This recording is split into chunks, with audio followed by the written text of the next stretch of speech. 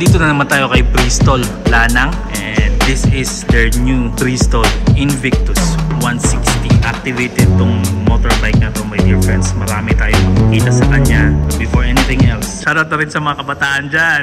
Anong ulam?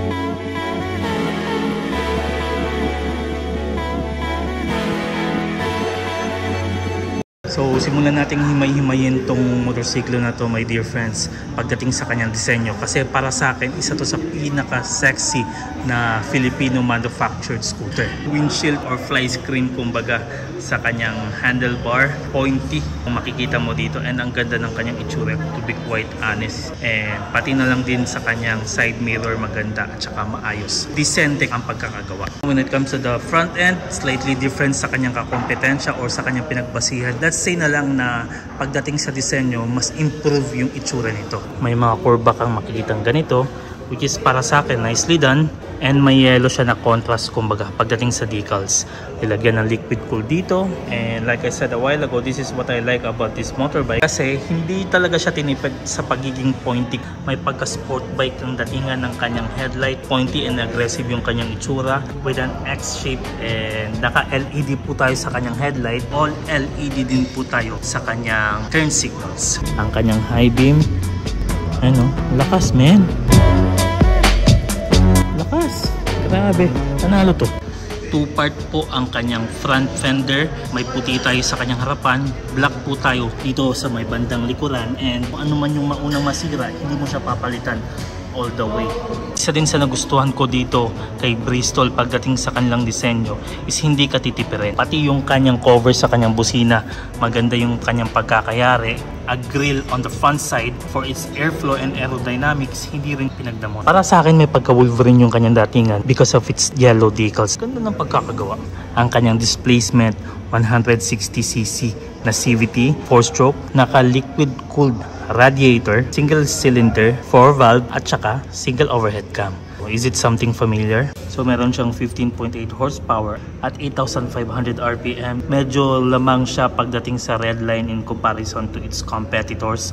And ang kanyang torque, 14.7 Nm at 6,500 RPM. Backlit ang kanyang knob. Pag pinindot mo to, ayan, bukas ang kanyang tangke. Ang kanyang fuel tank, 10.7 liters. Lamang na lamang talaga to sa kanyang mga kompetensya.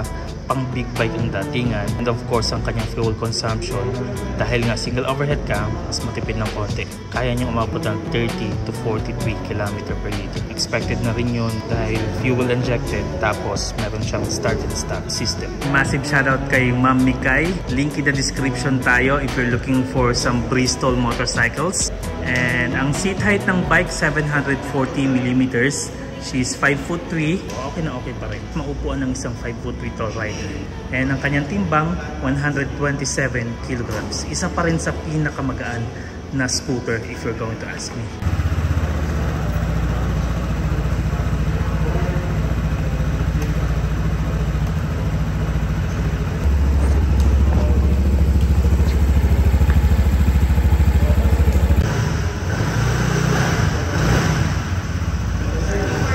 Single overhead cam talaga siya.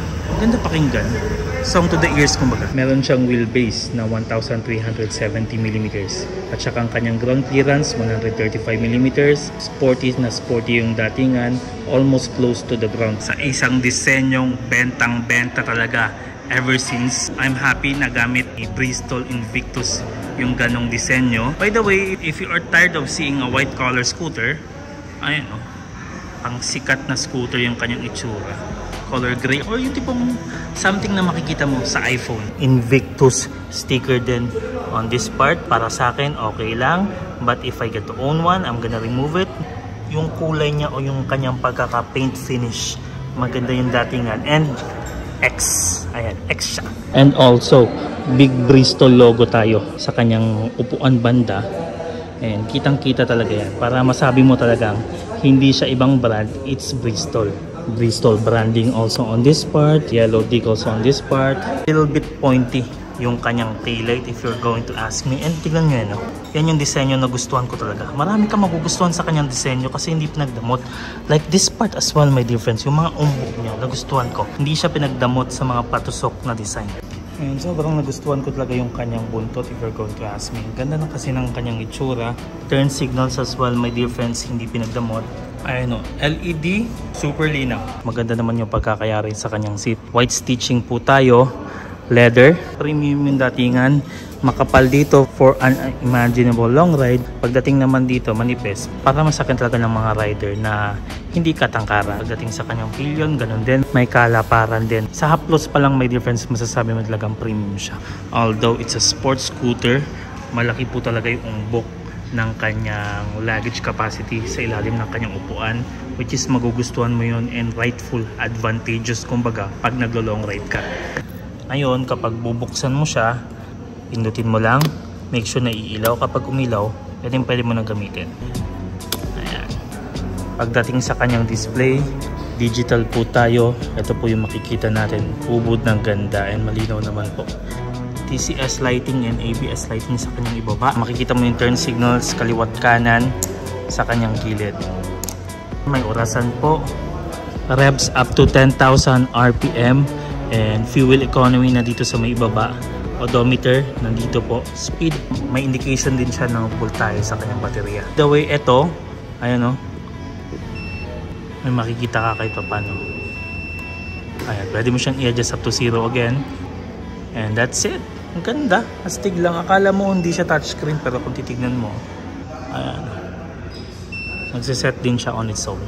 Isa sa key highlights niya rin when it comes to the fuel economy, meron siyang stop and start switch, and also pwede mapatay yung ilaw kung nagtitipid ka at saka kung gusto mong hindi masilaw tignan kumbaga. And dito rin for your safety and kung gusto mong maging hooligan, turn off mo yung TCS, much better. And also ayan o, adjustable lang kanyang ilaw. So wala, panalo tong bike na to be quite honest. Busina niya, lakas naman po. And a slight demonstration my dear friends. Although naka-keyfob siya, just in case na maubusan ka ng baterya, bubuksan mo at papatayin mo, ganun lang din. And adjustable din ang kanyang brake lever sa kaliwa, adjustable din ang brake lever sa kanan. Bago natin makalaigtaan, ayan po, may USB port po siya dito. Ayos, panalo! Kanyang footrest, medyo may pagka-simplistic but it's totally fine for me. And pang sporty talaga siya kasi hindi siya nilagyan ng additional footrest on this part. Pati na rin yung kanyang pillion peg, boom, aggressive and decent yung kanyang datingan. And maganda din naman yung ginawa sa kanyang exhaust to be quite honest. So aside from its plate holder or protection for the mud on this part, ayan o, tignan nyo my dear friends. May mud guard din siyang maayos yung pagkakagawa. Telescopic front fork po tayo sa kanyang harapan. Decent din naman kung tignan kahit paano. Sa may likuran naman, dual shock with the gas charge adjustability. Isa sa magugustuhan mo sa kanya. Ang kanyang brakes, disc po tayo. And like I mentioned a while ago, switchable TCS siya with dual channel ABS. And if you're going to check, there's no branding on the caliber. Scooter tires po tayo, CST 180/14 tayo sa kanyang harapan. And sa may likuran naman, ang size 120/70/40. And kung titignan nyo, pati din sa kanyang tires, hindi rin pinagdamot. And both are tubeless tires. So, ayan, massive shoutout kay Bristol Motorcycles and sa ating contact na si Ma'am Daisy. Ayan, leg workout tayo one time, Ma'am Daisy. And pagdating sa kanyang presyo, 128,800 Philippine pesos. Wala silang in-house financing dito sa Bristol, pero okay lang. Pwede mo pa rin siyang mapafinance sa ibang financing company. And alam mo yung sinasabing uncompromising na ginagawa ng kakompetensya, marahil ito na yung sagot sa iba kasi nga lahat ng mga kulang dinagdagan sa kanya. And isipin yun, 10 liters for a scooter bike like this, konti lang din naman yung tinaas ng kanyang timbang. 127 kilograms lang siya. So, okay na okay siya. Pagdating sa tech, hindi rin pinagdamot. Sa kanyang fuel consumption, hindi rin pinagdamot. So, ayan. So, naghahanap ng Invictus 160. Available siya dito kay Bristol Motorcycle Davao City. And Exodus 1414 to everyone. Keep on paying, trust the process. And I'll see you in the next time.